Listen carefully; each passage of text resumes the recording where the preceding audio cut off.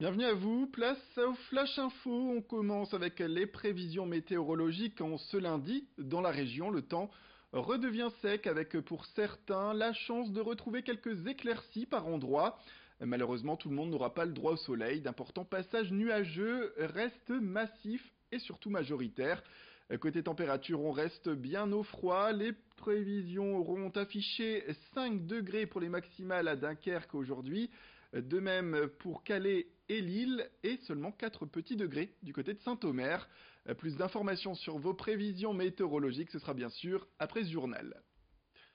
Place au titre et en image, on vous présente une formation rapide destinée aux demandeurs d'emploi ou allocataires du RSA. Pour pallier les difficultés de recrutement dans le secteur de la boucherie-charcuterie, la Chambre des métiers, de l'artisanat et le Conseil régional avaient testé le dispositif en 2017.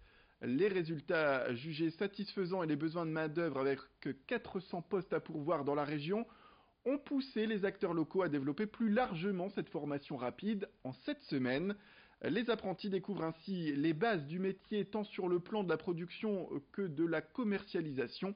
Les différents modules ont été pensés en tout cas pour rendre le futur boucher rapidement opérationnel en privilégiant la pratique.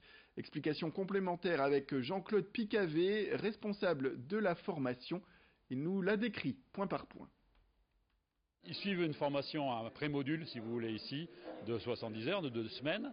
Donc on les accommode, on leur explique le métier, on les forme aux gestes de base donc, du métier de boucher. Ensuite, ils s'en vont dans les entreprises pour répondre à un premier module qui s'appelle le désossage, c'est-à-dire les désossages de toutes les espèces donc, de viande que l'on peut trouver en boucherie. Ils reviennent au CFA, on fait la remédiation, on fait le point un peu de tout ce qu'ils ont vécu pendant les 6-7 semaines, ça dépend les modules, donc en entreprise. Et ensuite, ils retournent en entreprise pour faire ce qu'on appelle le deuxième module, d'où la formation modulaire. C'est-à-dire qu'à chaque fois, il y a un module de X semaines, on fait le point au CFA et on repart en entreprise pour faire un autre module. Jean-Claude Picavé qui affirme également que pour les former, eh bien, l'insertion est au rendez-vous. Je propose là aussi de l'écouter. À la période expérimentale, on a eu jusqu'à 65% d'insertion, donc dans le métier, ce qui est pas mal. Et là, bon, on est en train de faire les totaux, puisque l'action débute ici sur Tourcoing, a débuté en septembre. Pour l'instant, il n'y a que Arras, Saint-Saulve et Compiègne qui ont terminé la formation. Donc là, le taux d'insertion aussi, il est pas mal, puisqu'on a intégré la moitié des effectifs donc de ces 3 centres en ce qu'on appelle en plan régional de formation pour passer l'examen ici en juin. Dans l'ensemble, tout le monde soit est en formation, soit est en CDD ou en CDI. Dans la région, on compte aujourd'hui moins de 10 cimetières pour animaux, la plupart privés d'ailleurs, et pourtant la demande ne cesse de croître ces dernières années. Et pour permettre donc aux familles d'offrir une sépulture à leur animal sans trop dépenser, le maire de Bienche-Sava, près d'Arras, a décidé de créer un cimetière communal, public donc, dédié aux petits animaux de compagnie. Ici, pas de frais annuels à payer comme dans les structures privées. Il faudra uniquement participer au coût de la tombe. Le projet est validé, mais il doit encore être finalisé. Le cimetière, en tout cas, pourrait ouvrir d'ici 6 mois et il sera, le maire l'espère, ouvert à tous.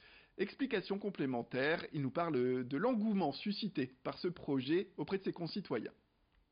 Avant de le faire passer au conseil municipal, j'ai lancé un ballon d'essai sur Facebook, sur mon compte Facebook. J'ai 1200 abonnés.